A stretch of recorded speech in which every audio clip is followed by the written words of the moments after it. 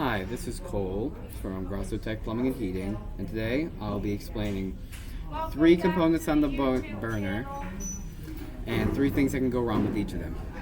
The first part we're going to go to is the nozzle. Now, there can be many problems wrong with the nozzle, but we're going to focus on, for this one, after drip on the nozzle. After every time you run it, there's excess oil dripping out.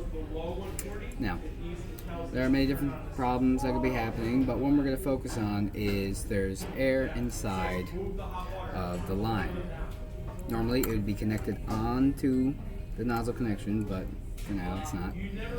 What you're going to do is you're going to want to take a crescent wrench, go to the bleed valve. On this specific burner, it is right here, but on most of them they're going to be on the side right here or a bit lower.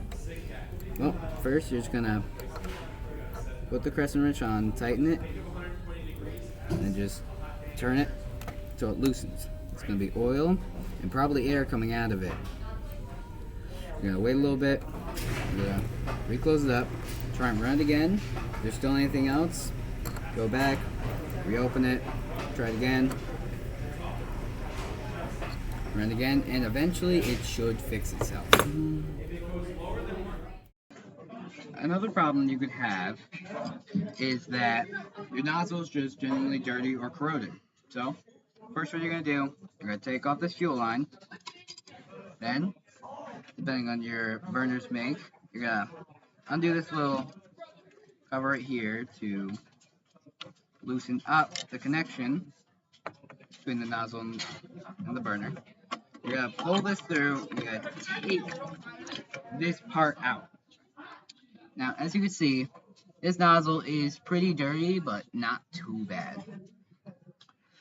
Genuinely, if you have a metal brush, you can scrape it off. Just try and be careful as to not damage the nozzle. Genuinely, keep it clean.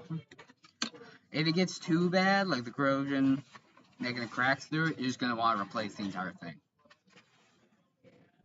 One last problem that your nozzle could be having is that its spray pattern doesn't work with the burner you're using. To check the spray pattern on your nozzle, first you're going to take it out again.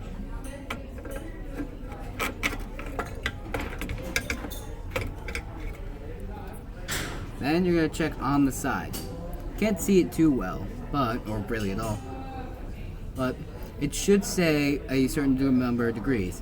On this one specifically, it says 80 angle. Which means he has an 80 angle degree spread. Some could have 60, some could have a different number. Just go to your manufacturing manual for the make and model of your burner and check what it needs. It could be wrong, and that could be one of the reasons why it's not igniting. Next part we'll be moving on to is the control unit. The control unit controls the igniter, the motor, and the fuel pump. It's basically the brains of the burner. Some problems you could have with the control unit is that it just won't start. That's probably because it's in lockout. When lockout happens, that means it tried to run 3 separate times, and all 3 of those times, it just wouldn't sense a flame. So, to undo that, what you're going to want to do is going to hold this thing down for 40 seconds. There should be a light here when it goes in lockout. After holding it there, it's going to turn off. Same for this flashing light. And after, say, 40 seconds, I haven't been counting, but say that's it, should reset and it will try to do it again. Next thing that could be wrong with the control is that it's not getting a correct flame signal. Any flame signal that comes from the burner is controlled by this piece right here, the cat eye, which is connected to the cat eye cell.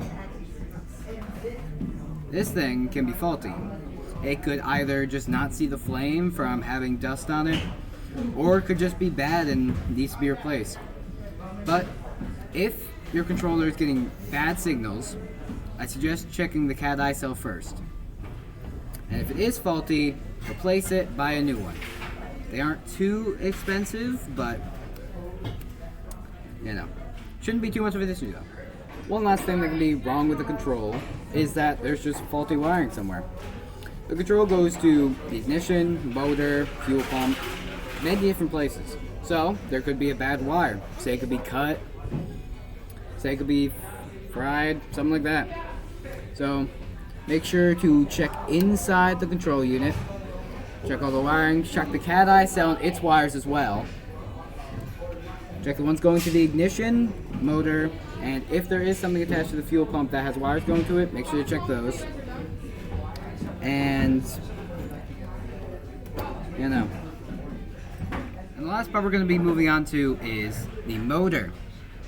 Now, say your motor is just not turning on or making a lot of noise while on. Most times, you're going to try and click this reset on the motor, but if that doesn't work, you're probably going to have to replace it.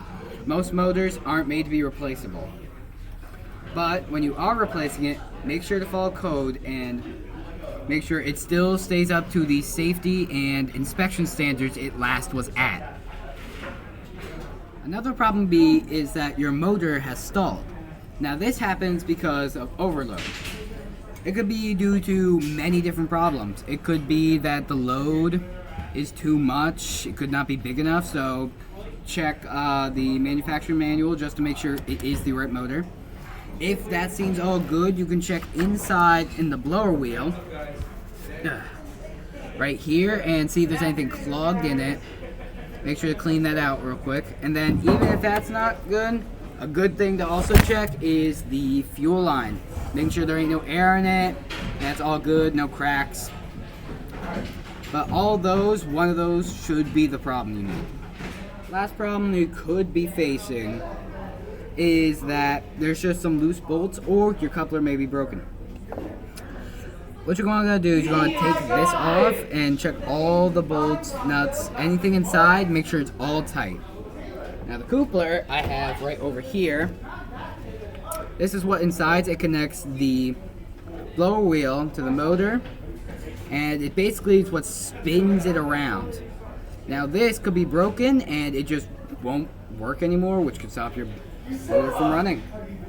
So what you're going to do is either try and fix this or replace it.